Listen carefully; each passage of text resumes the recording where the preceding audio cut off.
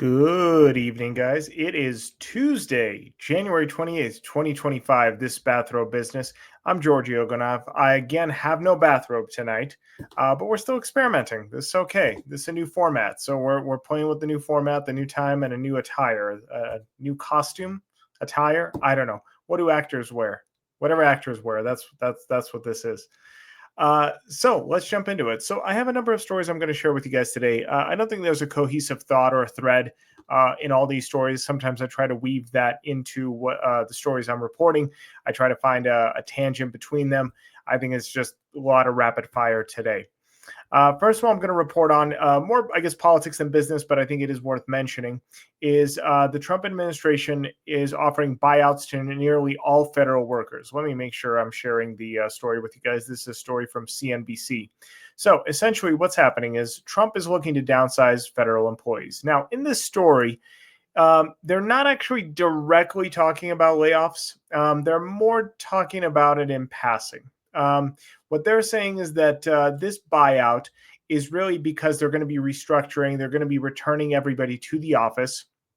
And because of that, those that don't want to do it should get out now. I think it is part of a larger restructuring plan, but I think there will be major layoffs, and that's why this proposal is really being offered. I don't think this is just a return to the office. One interesting facet that it did mention that I did not know is it says here in this article, one of the co-chairs of the DOGE committee, we're 5 years past COVID, and just 6% of federal employees work full-time in the office. I didn't know that much work from home was available in the government sector. That's kind of astounding. So not judging, just simply saying I didn't know it was that much. But those that are exempt from this buyout are going to be military personnel, U.S. Postal Service, and immigration and national security. So it's not going to affect as many people as I think initially people thought. Like anything with national security, that means FBI, CIA, TSA, every law enforcement agency probably will not be affected by this, but your kind of office workers will. So that's that story. Take with it what you will. Next story I'm going to talk about is going to be car insurance. So this is the story I've been waiting for a long time. I always like looking at insurance rates because I think they're one of the best leading indicators of future cost. I know a lot of people are going to say that insurance is a lagging indicator. It is not. And here's the argument as to why. Insurance is built off of being able to collect money today to pay for claims tomorrow. If you are chasing the market, then that means you're going to lose money. So insurance spends an incredible amount of time calculating risk and calculating future cost. So when they give you a new premium for next year, it's not accounting for the last 365 days. It's accounting for the next 365 days. So car insurance has gone up again.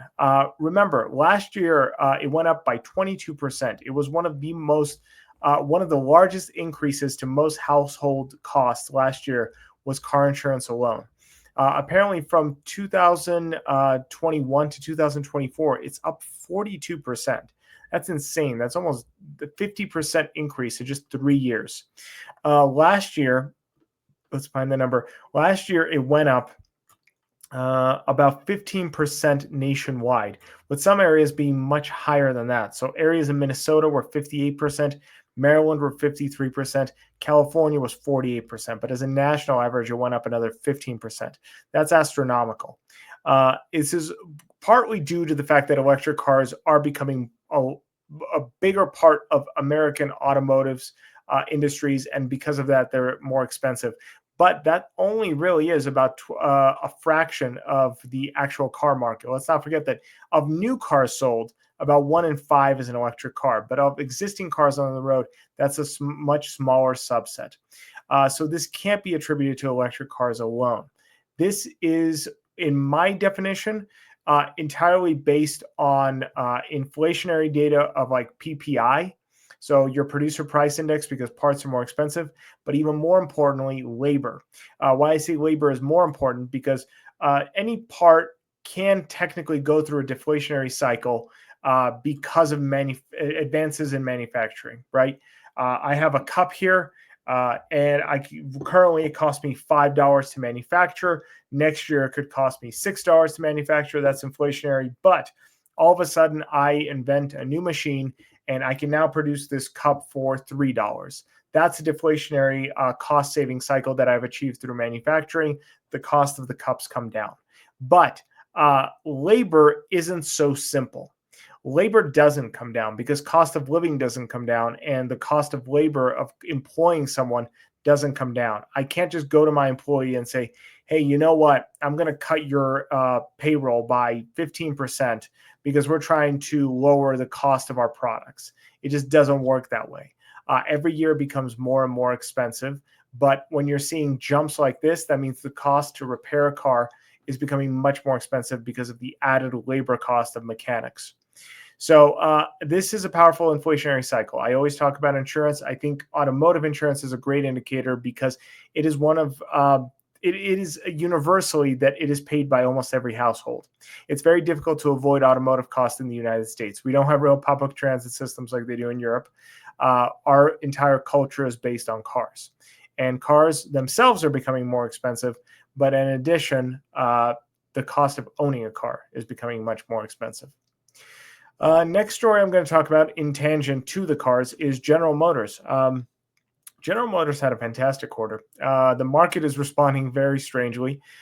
Earnings per share were $1.92 versus the estimated $1.89. Revenues were $47.7 billion versus estimated $43.93 billion. So they crushed it by almost $4 billion. They have a good market outlook for 2025. They beat both top and bottom line expectations for the fourth quarter.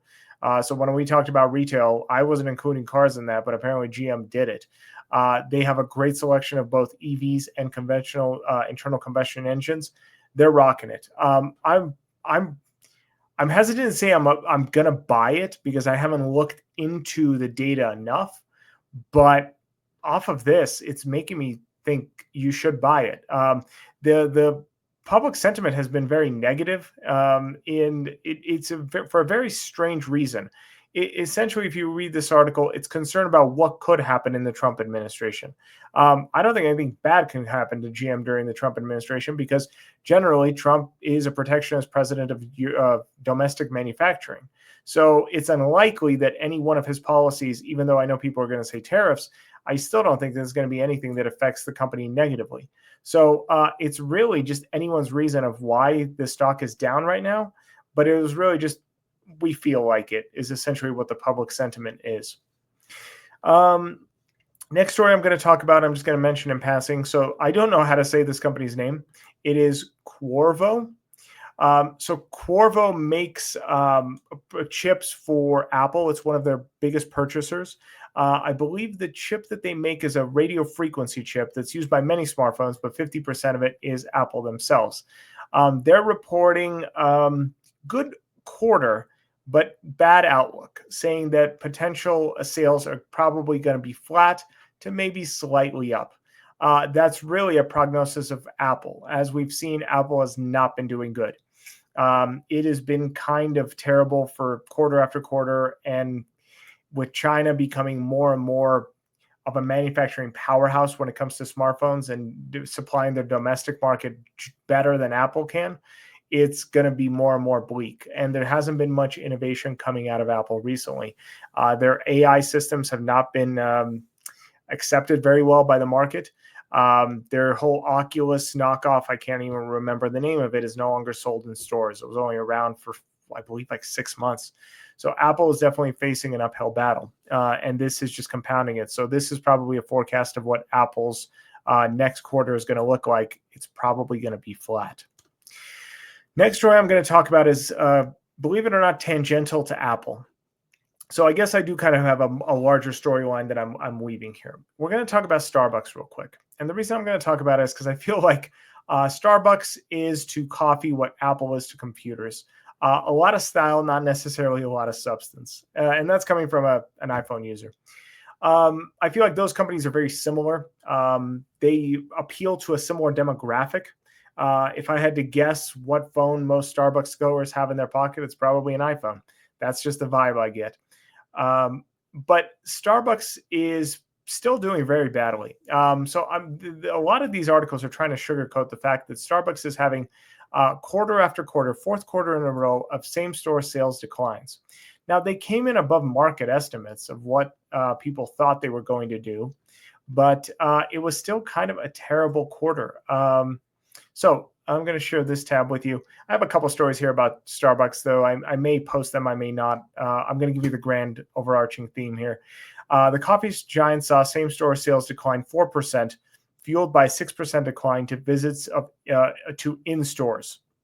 Now, overall, their earnings per share was 69 cents per share versus 67 expected, with revenues of 9.4 billion versus the 9.31 expected. So they beat Wall Street, but this is the fourth quarter in a row where their sales are falling. In China, they're declining even quicker. So in the US, it's 4%, and then in China, it's 6%. So across the board, Starbucks is declining rapidly. This may seem not like a big deal, but it kind of actually is, and I'm going to explain why in just a second. I'm almost having a hard time articulating it because I can take this in a number of different directions. I want to use Yahoo as an example. So those that remember Yahoo, it still does exist, obviously, but Yahoo was already on the decline when they hired, what was her name? It was Marissa Mayer. I remember this name clearly. It was a huge deal when Marissa Mayer was chosen as the next CEO of Yahoo. She turned out to be the last CEO of Yahoo. And why I say that is it felt very much like a smokescreen, a kind of emperor has no clothes, a kind of a fugazi. And why I say that is Marissa Mayer was pitched as this messiah, as this savior, that she was going to come to Yahoo and she was going to revitalize this brand. Now, by then, this was 2012. Nobody cared about Yahoo. Nobody had cared about Yahoo for about 10 years. So this big spectacle, and if you turned on CNBC, that's all they could talk about. Marissa Mayer. Oh, Yahoo's making a comeback. Every single article was about Marissa Mayer and Yahoo. It made it seem like this was the big comeback for Yahoo. Again, 10 years probably later than it should have happened, but okay. And she comes to Yahoo, and long story short, nothing happens. In fact, it was an abysmal tenure as the CEO of Yahoo. Now, her credentials was that she was the 20th employee of Google. I think, honestly, that's just winning the lottery. You just happen to be in a good place in a good time, and you reap the benefits. I think it kind of showed that she's not a remarkable CEO. She's gone on to do not really that much either. She's got some AI startup, but who doesn't these days? Everyone that sold crypto or CBD 2 years ago, 6 years ago, now has an AI company. So that's why I don't consider that an achievement. Now, before you think I'm cracking down heavily on Marissa Mayer, the reason I'm doing that is because I see a parallel between her and Starbucks' new current CEO, Nicol. I believe that's how you say his name, Brian Nicol, is because it seems like a very similar vibe to me of here we have a company that's already in heavy decline. I mean, Starbucks definitely not to where Yahoo was at the time, but a company that's in heavy decline. And they're bringing in someone that looks snazzy, that looks impressive, that sounds impressive, and they're giving them immense amounts of resources. So Marissa Mayer, when she left Yahoo, she made $239 million for sinking the company into the ground. Nicol's compensation isn't that great, but it is a bit extravagant already. He's, I think, sitting at $10 million a year in actual salary. Don't quote me on that. I think that's within the ballpark, and I think that is before you actually factor in his stock options. He's able to bring in whoever he wants for however much he wants. He actually has like a work from home thing where I think obviously the corporate headquarters for Starbucks are in Seattle, but he lives in California. So he gets to fly the private jet back and forth as much as he wants. I think twice a week or something like that so that he can be with his family. And it was actually a very similar setup when Marissa Mayer came and she was about to go on maternity leave. There's just all these accommodations being made for these people to come in and fix these companies.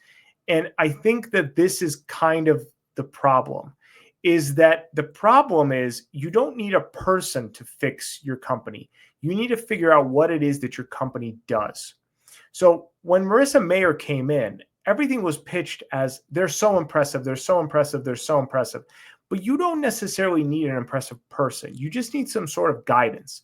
And every time I would tune in to see what Marissa Mayer was saying, because this story just fascinated me at the time, I could not figure out what I was not seeing. It's kind of like the Pete Davidson effect. And sorry to make fun of Pete Davidson, but he's not an attractive guy, but he keeps scoring like tens. And so you look at that and you're like, what am I not seeing? And the same thing happened with Marissa Mayer. And the same thing is happening right now with Brian Nickel, where you have a company that does not make an individual that it is not impressive, but everything in the market, everyone on the news is telling you, oh no, they are. And then when you listen to them, there's nothing. So he has no real plan. She had no real plan. There's major issues with the companies that they have, and they don't know which direction to take them. One of the problems was Marissa Mayer didn't know, is Yahoo a search engine still? Is it about mail? Is it about news stories? Is it finance? Actually, Yahoo Finance is probably their greatest asset because it actually has fantastic articles on finance, including access to Bloomberg, Motley Fool, all sorts of them. That was their biggest asset, and they didn't even value it. So they had all these assets on the books and not knowing what direction to take the company. And similar with Starbucks right now. One of the biggest problems with Starbucks is they were originally supposed to be a coffee house. They have since grown like this giant hydra with multiple heads in multiple departments. And even in their own minutes from the last, from this most recent earnings call, Nickel talks about the challenges of online orders. They have a plethora of online orders, but the problem is online orders are interfering with their current operations. And so you have two opposing businesses trying to make themselves work within one building. And there's no clear plan of how to make that reconcile. So I guess the moral of this story, why I went on this rant, is it's not really about the individual. It's really about the vision. Marissa Mayer had no vision for Yahoo. They had no clear vision. They just thought, we'll just do a bunch of cool stuff and somehow it will work out. She didn't know what to cut. She didn't know what to bring on. She didn't know what to make Yahoo. Was it a search engine? Was it a news site? What is a financial instrument? None of that was made clear. And that's why the company failed. Starbucks right now is at a precipice as well because it doesn't know if it's a coffee house or an online, I don't want to say fast food provider, but is it going to be focused more towards online sales? Because those two businesses are in complete conflict with each other. And if your business doesn't have clear vision, it's going to have the same problem. So don't worry about bringing in the right people. Just worry more about structuring your business to have the right vision and the right direction. And then the right people don't actually matter. You can put anyone in that position with even base level competency, and it will happen. So that's my 2 cents of the day. I hope you guys enjoyed today's podcast. It ran really long. I can't remember the last time I did an 18-minute podcast. I hope you guys have a productive Wednesday, and I'll see you guys tomorrow.